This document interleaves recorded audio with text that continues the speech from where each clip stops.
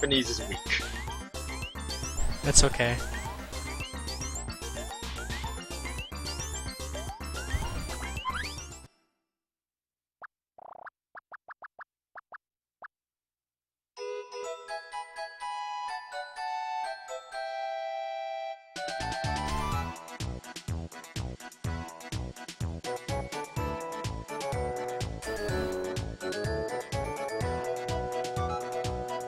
So, Chocobo Racing. Kind of an unusual racing game, honestly. It's not the usual Mario Kart that you might see in a marathon. Yeah. What makes you love this game as a speedrun? It's visually quick, which is like a huge plus in a run, man. Like, I can't stand when you play a kart racer and it just looks slow. There's a lot of characters and there's like a ton of variety.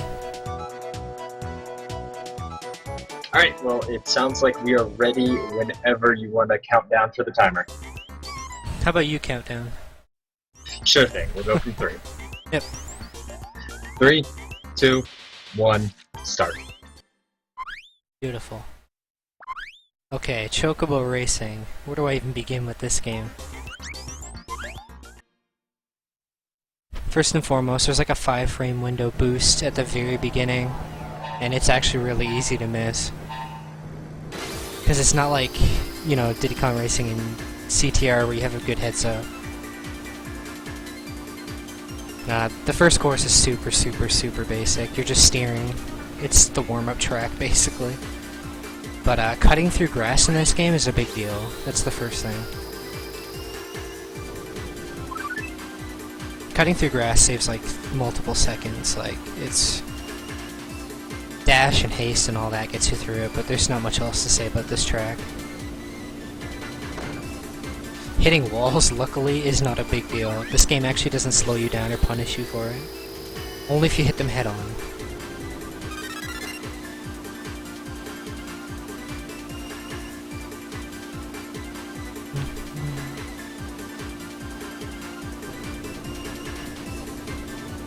But yeah, I've been running this game for 3 months now, and I just absolutely came in and destroyed the game from the ground up. Which is a great feeling.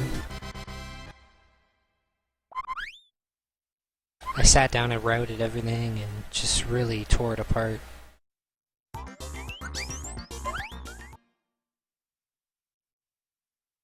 Alright, so this level, you're racing against Mog, otherwise known as Moogle. This is the first level where they introduce like pickups, which are crystals in this game. So, you can have up to 3 crystals at a time, stacked or not, but no more than that. And they get progressively more powerful and efficient, rather than games like Diddy Kong Racing where it's, you know, you burst through single balloons. Whereas this one you save up 3 haste when you can. It's a very basic track. Not too much going on here either. But it's a good introduction to crystals and using them. But there's no RNG yet, which is great, for now. Because this game gets pretty, questionable. Now here we won't have enough time to get 3 crystals, so we're just gonna burn 2. As long as I went fast, we'll hit the finish line. Yep. Okay, next track. Yeah, this game is really fast, and it's only a 20-minute run, so we're gonna be blowing right through the commentary. I'm not playing on emulator, by the way. This is off a PS2. Emulator loses over 30 seconds. See, I didn't get the boost there. Just off of lag? Or? Load times and general in-game lag here and there. Emulation for this game is really bad. Like, even TAS emulators have trouble with it. But PS2 fastest speed is really good for this game. Same with PSP. You can put it on your PSP. Now right there, I bursted through 2 crystals instead. And, oh, the big thing here is these mystery crystals. So it kind of gets Mario Kart-esque, where the mystery crystals can literally be anything in the track. And so I usually reset if I get like too many fireballs or whatever. We're just aiming to get as many haste crystals as we can.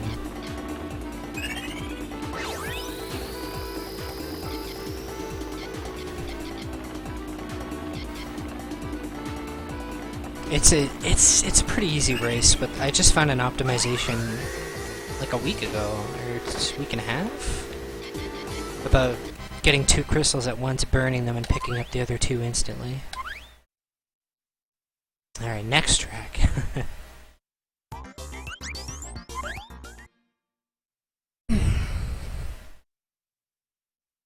Yeah, the rocket skates on the Chocobo.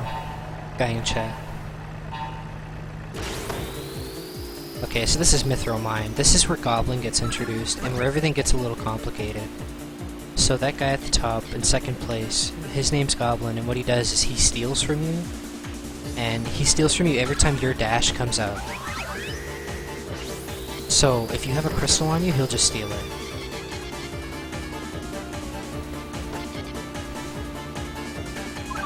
So what is the difference between the crystals you pick up on the track and the ability to select temporary stunts? The one you get is that every 18 seconds you get to go into like a 3.5 second dash at a certain speed, but the haste crystals go faster for a shorter amount of time. But if you have all 3, you go for about 6 seconds. So, the biggest goal is to get multiple haste crystals if you can, but after a while, they become so scarce that it's irrelevant. And that you're just really lucky. This has been good so far. I didn't get hit by a fireball or any kind of cheat moves in this map.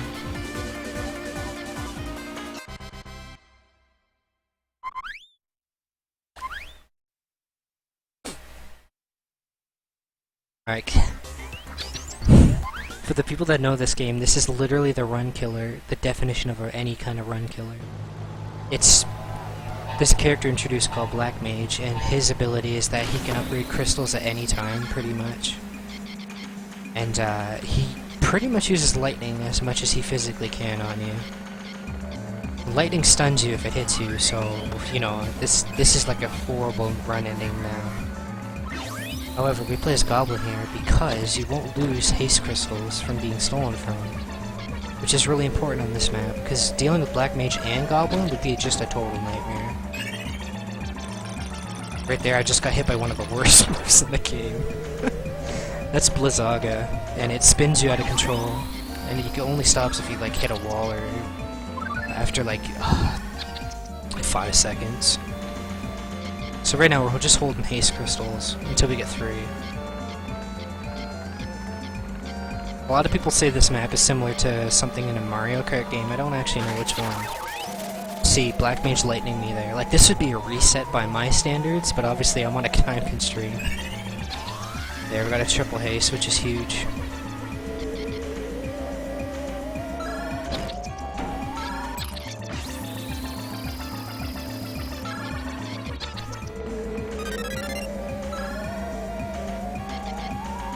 Alright, so we're just praying to God from this point on that absolutely nothing else is gonna hit me.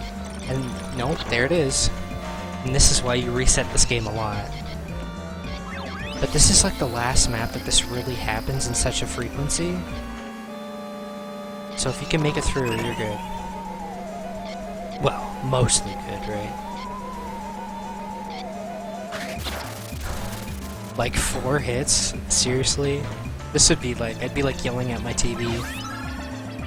5 hits. I'm glad I got bad luck in my run. Couldn't avoid that ice either. Great. That ice doesn't matter because I'm in haste. Seriously though, that's why you would reset as soon as you got touched by a move in that level. This is out of my control though. You have no control over it until the track after this one you technically start getting control over it.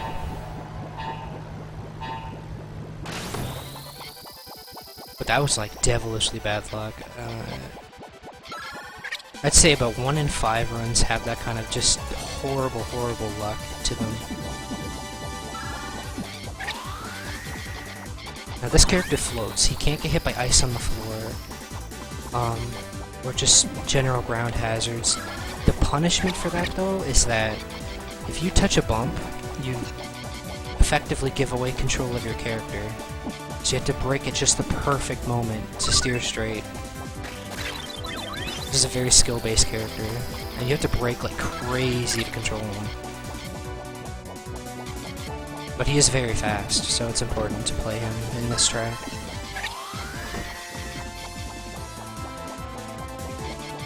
We don't have to worry about Goblin here. It's not worth taking Goblin over reducing the RNG from Black Mage. My handling's been really good this track though, luckily. This move here is mini. It's like the thunder from Mario Kart. It slows you every time it hits you. Yeah, my handling has been on point. It's pretty good. And like, the character's up top, so Light Mage, her gimmick is that she uses that slow ability quite often. So she's like the big annoyance, and certain tracks can actually not have certain characters. So this next track, technically I couldn't race against Goblin if I was lucky, but it's very rare. Because it's picking from a pool of 7 characters, and you can only have 6, so... Now here's a good introduction. This is the Reflect Crystal. This will protect you from terrible RNG. It just whips the move they use back on them. So picking these up is more valuable than picking up a haste because there's so many moves you're expected to get hit by in a run. That was a good pickup. Yeah, this game is really fast and just super fun, and it's really easy to pick up too, that's the good thing.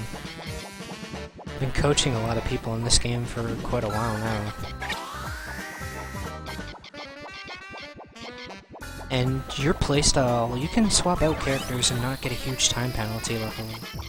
But like, I'm fighting for milliseconds in my personal best, so, you know, I have to kind of do the optimal thing.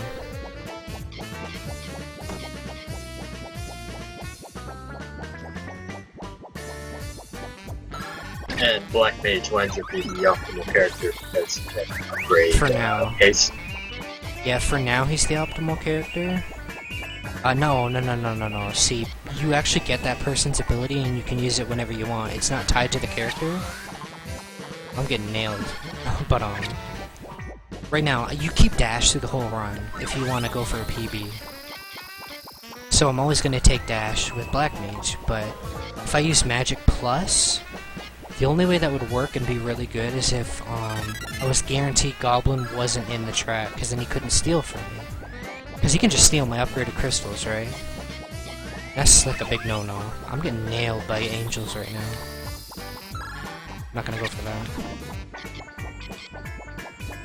But yeah, this whole track is a stage hazard, so if you play anybody but the floating characters, you're gonna be going slower, like guaranteed. That's why he's so important to play here. Gotta reflect.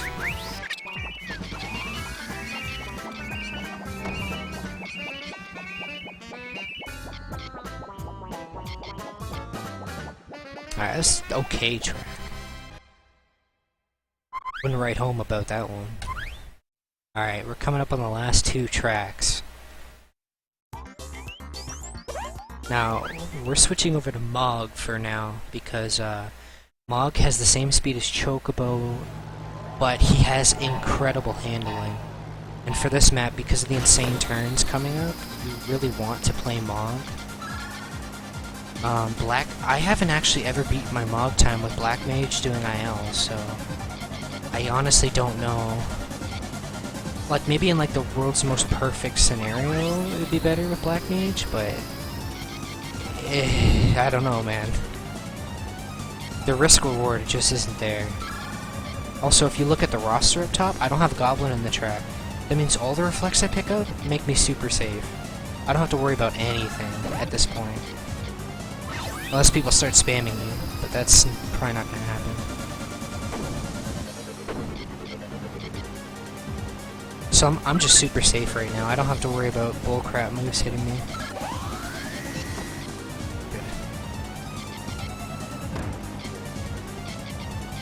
It's been an okay run. That Black Mage Manor, though, was really disturbing, to say the least. But this track introduces a crystal called Doom, and Doom is represented by a skull going over someone's head, and it has a 10-second timer. Once the timer goes off, they blow up and get stunned. It's not good. It only lasts 1 second though, luckily.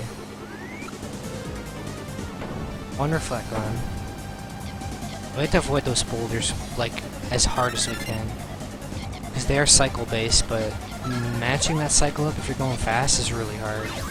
So you just stick to the right. This has been a smooth track though, no mistakes so far.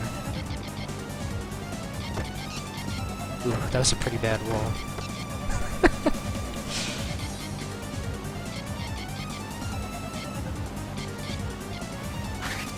Oh, thank God I had reflect there.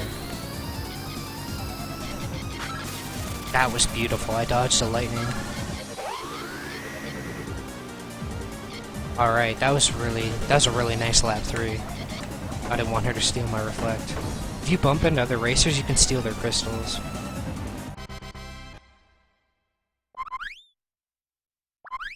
Oh, thank God. Okay, we're on the final track, and this one, there's a lot to remember for me. So, it's subjective if you should use dash over barrier, which blocks abilities every 18 seconds, but when you're going for world records and stuff, for the sake of just, you know, you're going for it, you're gonna use dash. So I picked up a reflect, that's really nice. We don't have Goblin, that's even better. Or Black Mage. No Goblin and no Black Mage is literally the best you can ask for. Alright, that's a really frustrating skip, I'm glad I got it. Oops. Oh shit, I thought that was Ultima. That's Ultima. Is that shortcut intended? Yes. But it's like really, really narrow, and it constantly thinks you're not near the edges all the time, so you can fall right over. So at 47 seconds, I have to bail down the hole, and I'll explain why in a second. 47. So Bahamut at the top there, he uses a move called Mega Flare. If you get hit by Mega Flare, it stuns you for 4 seconds, so going down the hole is actually a lot faster.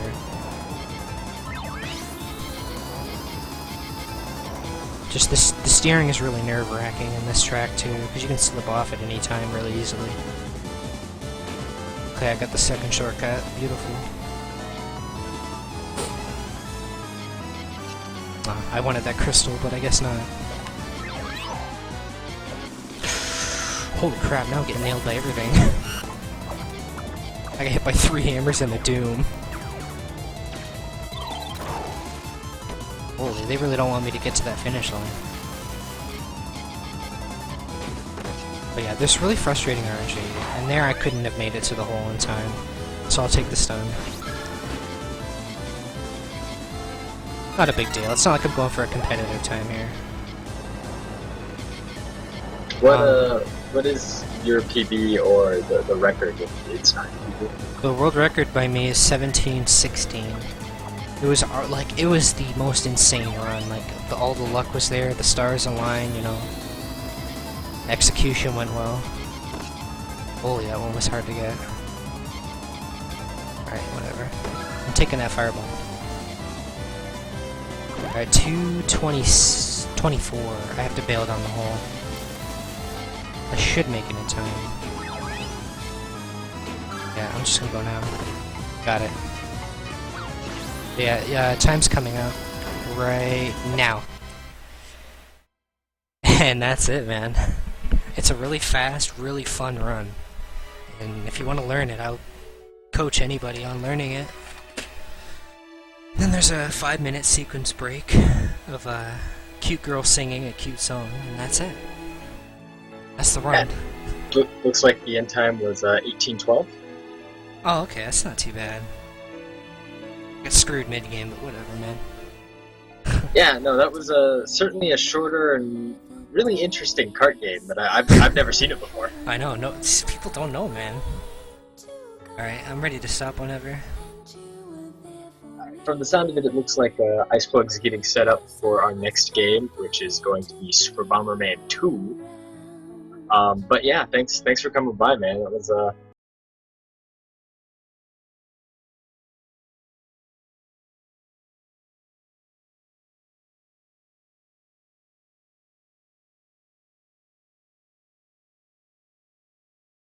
That was Yarumasi playing Chocobo Racing. Next up, we have Super Bomberman 2, Any Percent by Ice Plug.